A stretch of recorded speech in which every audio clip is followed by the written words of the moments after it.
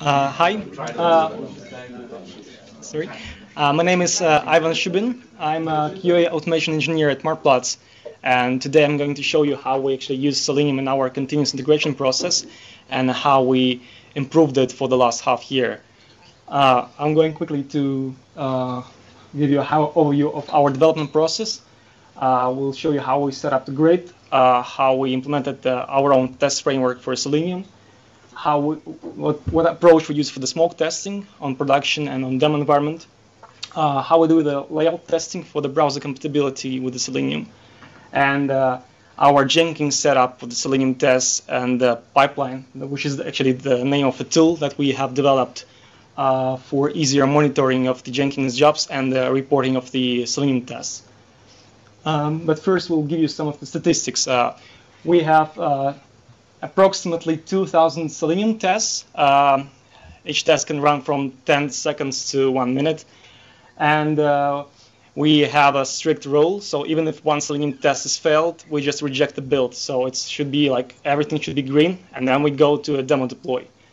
So on average, we do 24 builds a day, which gives us 48,000 Selenium test runs per day. And once we we have a green build, we go to a demo. We make a demo deploy, and we on average have 11 demo deploys per week. But actually, the latest numbers are like 20. Previous week we had 20 demo deploys, which is quite nice. So we in our pipeline, everything starts with a story, and we have also a strict rule that everything should be automated. If it's not possible to automate, you should maybe rethink the story. And once the story is written by a project manager, it goes to a QA, and the QA writes test cases. Then we decide how we're going to test the test cases. Either they go to a Selenium test, either they go to unit tests or the service acceptance test. And then when it goes to ready for dev, the developers are implementing the code, and the QA together with developers also working on the Selenium tests. Once the build is green and goes to demo, then we on demo deploy we make a smoke test, which does some sanity checks of the major functionality. After that, it goes to load and performance, where we do testing with the Gmeter. After that, it goes to production, and there we use the same smoke test as for demo, again to check how everything is doing. The grid. Originally, we didn't use grid, so we really started with a small amount of tests, which worked fine. But when it grew to a large amount, we started thinking of maybe we should use grid because the feedback was very low. It could take like 30 minutes or even 1 hour for a whole build to finish. So then we also had, of course, to restructure all our tests a bit to make it work on grid. So now we have 3 Windows machines and 7 Linux machines. Actually, we plan to get rid of the Windows for the regression test, for the integration, and only use it for the browser compatibility checks because it's much easier to maintain the Linux machines. And for maintaining the Linux machines, we just used our own shell script, which just executes the command, Linux command, just on all the nodes. So if you want to check how it's doing, you see the uptime, you can check if the process is started, you can restart, you can reboot new machines, and it just worked quite fast. Actually, we have to do it like once a week or once in 2 weeks. Sometimes the machines get really messy, so we just reboot them. Test framework.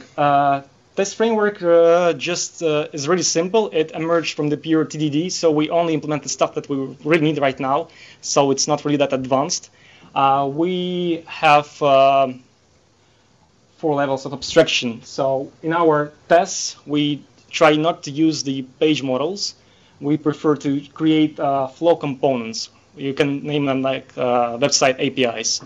And those flow components, they use the page models where we specify the elements. We have our own wrappers for the elements, like for instance text input, and they just use the driver. So normally we should never use driver from the test, only for instantiating it and passing it to the flow or the page model. And this is one of the most complex flow in our case, the SYI, how we call it. It's the sell your item, basically placing ad on Marktplatz. So when we instantiate it with the driver, it loads the initial page, And then you see that the user can select selects the categories, types title, description, price, uploads an image, types postcode, submits to next page, and gets the add ID. And so this is just like a builder pattern here. This is a login page. It's the most simple page. So here's how we just set this up. We use just constant for the XPath, or just the by objects, and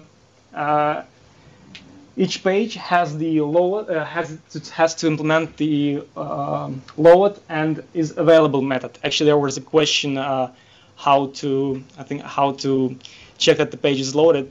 But you see that it extends the marketplace page, which is the base component.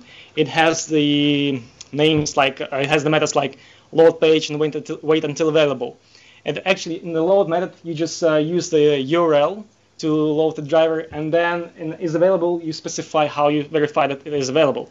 In this case, we check that the email field and password field are available. But actually, we're now trying to change this for just grabbing the Google Analytics tag from the body, because actually each page is identified like this, so we don't have to put specific tags into our pages.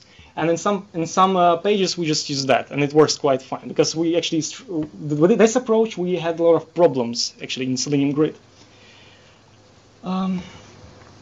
This is the extension. So when talking about the flow components, it's not always that you have to create a separate components. You can just, if it's quite simple like logging flow, you can just implement the method and encourage everyone to use that method for logging in, instead of like spreading the page elements across all the tests. Strategy that we have for each new feature on our website is divided into two groups. We test the flow, which is basically just testing how the flow is doing on the backend, from the backend perspective, so that you are able to place an ad and you're able to see it there. So that's the positive flow, and we also test the negative flows. And the component is just testing the page itself, like small pieces of the page. In some cases, you can test the labels, the text of the labels, that the field is required, that it has escaping, and XSS checks that you place an item and you don't open to XSS attacks, for example. Smoke tests. So as I told you, when we do a demo deploy or a prod deploy, we do the smoke testing. Actually, we have multiple platforms, so it's not just one website, and each platform is a separate front-end, back-end, and it's developed by a different team, which follows a different process, actually. And so our approach is to test like single platforms, and the integration between platforms. So you could do something on one platform and see the change, how it affects the other, and see the changes in the other platform. Also, the platforms run against different environments, like integration environment. There we run the smoke test just to adapt it until the time it gets to a demo, because when the new functionality goes to demo and it breaks the smoke test, you don't want to spend time on changing that one. So then we run the smoke test on integration, we adapt it, and then there's a new version on the demo, we put it on demo. And the smoke test is a separate GitHub repository, and with each new package, we just do a git tag. So for instance, when you at the same time have to check the smoke test on the production, and sometimes you have to check it on demo, you can get different versions. So you just check out the proper tag, and which is signed by a package number, and just run it there, and you then go back.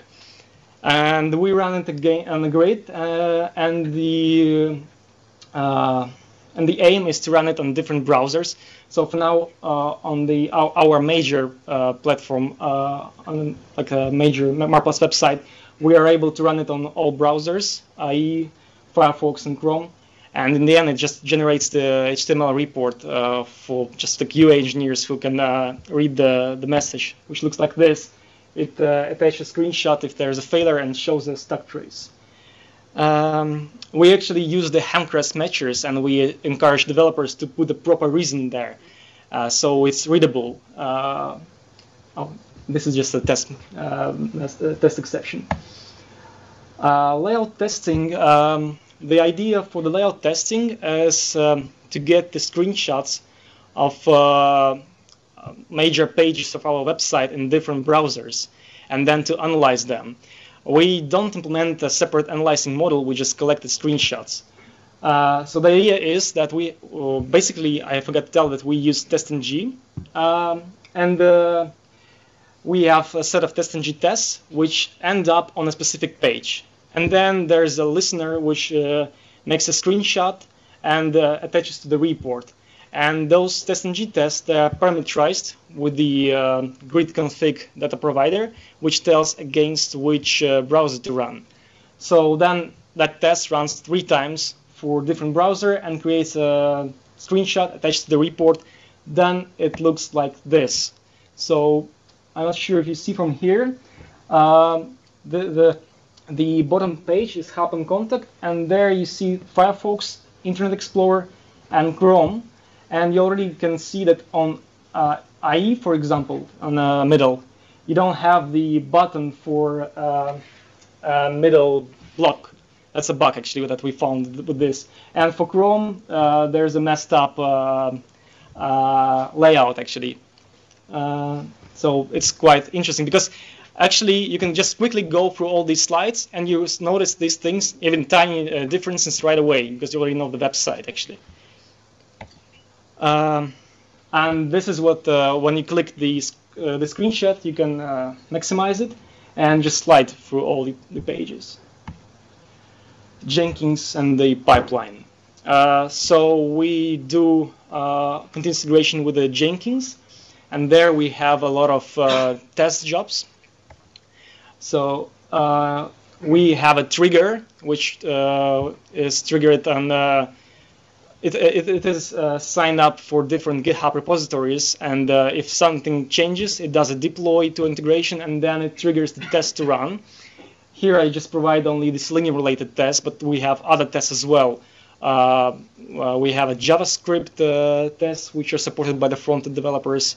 We have a service acceptance test, which are supported by the backend developers. And we here have 3 jobs: grid main, grid parallel, and no grid. The grid main is just runs test. It's a settings for the TestNG to run test classes in parallel. Because they don't really have a lot of test methods, they create a driver only in a before class event, and then they just do the testing and they quit. Grid parallel is a bit different setup. It runs test methods in parallel, where each method has a before event. They use thread local. I'm not sure it's in Java. It's basically per thread. They create a web driver if it's not there, and then they kill it. And this is needed because some pages, some tests are parameterized, and they can have like 90 parameters, so 90 instances of the test, and it's much easier to control it in a grid, in a parallel, in a method parallel way. And the no-grid job runs locally on a builder machine, because some tests cannot be run on grid. For example, we have tests that should open 2 browsers and do some actions on one browser, and while the other browser is hanging. And we set up the timeout for a browser, like to kill it in 30 seconds if test doesn't do anything. So this appeared to be a problem for for those tests. Also some focus-related issues that we couldn't solve with the grid. But in the end, it's only like 60 tests which run like for 5 minutes. So that's fine for us. We don't put any new stuff to the no-grid job. We just go to the grid. And if every job is green, they trigger the test a green job, which in the end triggers, which fetches the package number and triggers the demo deploy. And then automatically there's a smoke test triggered for the demo deploy also. This is the pipeline tool. We've built a web application that uses the Jenkins API and shows these nice rectangles with job names. So here you see that they are building. They have this gear icon, and there are different colors which identify the status of the specific job. For example, the black means that it's running for too long, like for half an hour. Actually, it is shaking. It's animated to annoy people, so they could right away step into the problem and try to fix it because it's really annoying. The orange color is means that it previously was failed, just to get attention that if you see it's getting green, then you fix it. So it's good work. Red one means it's already failing while it's building, and it shows that there are 2 tests are failed already. We identified by the reporting tool, which uses the which sends the REST HTTP request to the pipeline. And you can click it and go to this page where you see the stack trace. You see the method name. You can click the page source and to see the HTML page source of that page at that time, and the screenshot. Also, you can find information which IP address of the node was that there. I'll go back. Also, there's a snowflake button. That's the push freeze button. So whenever the builds are too much red or a lot of tests, and or we didn't have a demo deploy for a long time, we click this button, and it's not allowed to push any new functionality. If you push it, that means you pushed in order to fix it. So you have to deal with all the problems there. We also have an interesting approach lately. We created the sheriffs. For every 3 days, we assign a developer to be a sheriff, which means that the only work he does is actually looking at this, and if he sees he identifies the problem and telling different people to fix it actually. And if you want to push a new functionality during the push freeze, you should go to the sheriff and ask him, please, can I push? And then he says, okay, let's check if it will break or not. If there's a high probability that it's gonna break the build, then you're not allowed to push. So next, I already explained that Selenium tests do the REST request to the pipeline app, and that then it's stores in a database. We gather the statistics of all the test runs, and then we can analyze the flickering test. One approach was to, when the build is green in the evening, leave it for a night, schedule the build, and identify. And if some tests were failed, but there were no additional changes to the build, those are flickering tests, how we call them, and we need to fix them. So they just fail for no specific reason. This is the dashboard for the pipeline. It's to keep an eye on the performance. It's to keep an eye on the performance of our Selenium tests and actually other tests as well. It fetches the test job from Jenkins and shows. So the bottom right chart shows the average performance of a specific test job per day. So you can see we had some problems for 1 hour peak. Actually, I think it was a Selenium grid related problem, or like node went down or something. And you can already see that it goes wrong. So for example, this test, it went up and then somebody fixed it. So you can track this. And the pie chart shows the last successful build for that job, and shows how much did it take. So you see that the biggest one is a grid job. It took 19 minutes. We aim to get to a 15-minute feedback for our tests. And the top chart is just to show that we're actually doing the right job, because we didn't have this screen. We had just the previous screen with the job statuses, and people all the time saw red status, like, hey, you broke it, it's always red, you don't do it properly. But no, nobody noticed that we do a lot of deploys actually. So we put this chart, and now we keep a track of how much deploys we do per day, per week, and how much we do deploys to production, for example. So here you see that last week we did 1 deploy, this week 3 deploys to a production. Now to summarize our continuous integration setup, what we had in the past, like half a year ago. The Selenium feedback for all the jobs was from 30 minutes to 15 minutes, 50 minutes. Actually, sometimes it was 1 hour. Now it's from 40, 18 minutes. Well, sometimes we can get a bit more, but that's something related to environment of the grid. Failure feedback, we had to wait for 30 minutes, actually to the end of the job to get to the Jenkins logs, to the TestNG logs. But now we just see it right away because we have the reporting tool. Browser support, we only supported Firefox, but now we are able to support Firefox, IE, and Chrome. Actually, for IE9, there's a bit of a problem to support it on integration environment because we have incorrect certificates, which makes it harder to support. But that's something that we're working with currently. And amount of jobs that on Jenkins we had was 11. It's to solve the problem of the feedback. So if you see that this job is already doing like 20 minutes or 30 minutes, you can't add more tests to it. So we do like a separate job running in parallel. All those jobs were set up to run in a separate display on the builder machine. So there was no grid. So now with the grid, we just used 3 jobs, and it's much easier. It's easier to scale. Any questions? Yeah. The manual test you showed screenshots. Yeah. Is the verification a manual thing, or have you also automated that you look at positions of? No, we don't do it for now. Actually, we decided that it's much easier to just use your eyes and brain to take a look at it, and just actually you could go like 5 slides per second, I would say, and you can already spot the problems. You should go on a slower speed if you want to see like tiny changes, but it works perfectly.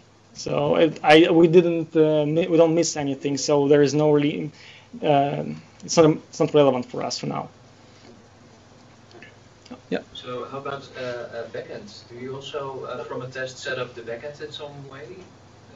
For instance, database entries or yeah, we also have an approach for the integration test that we use the services, the Thrift, in order to, like for instance, place an ad. If it's not relevant for a test how you place ad, then we just use services. We don't use the database. We only use services because those are quite stable. And then in the end, we just open Selenium and check what is the outcome. Yeah. Okay.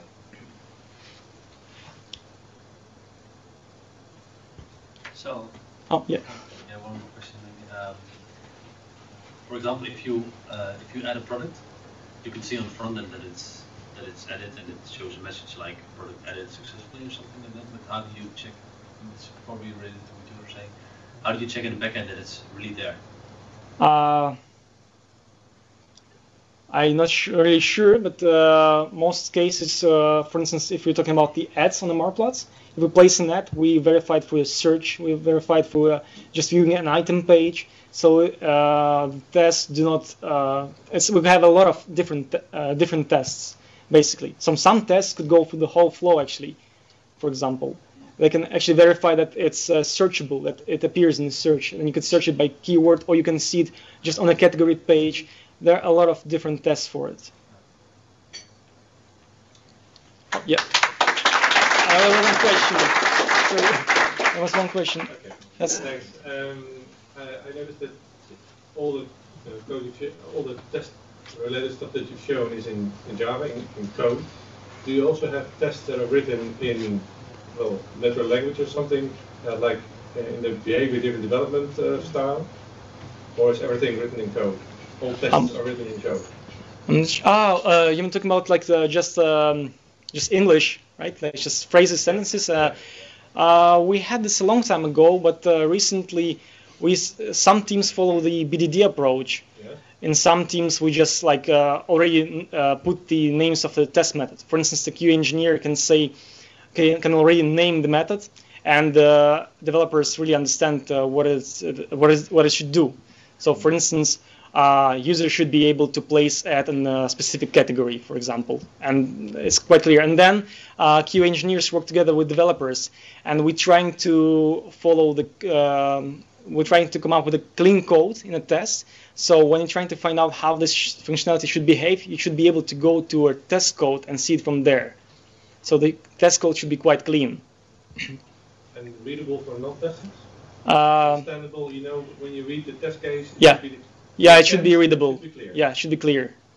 You actually had a page with the flow, I believe, that Yeah. was sort of readable. So it already works then. Or you're a developer. Yeah, but it wasn't. Maybe you could.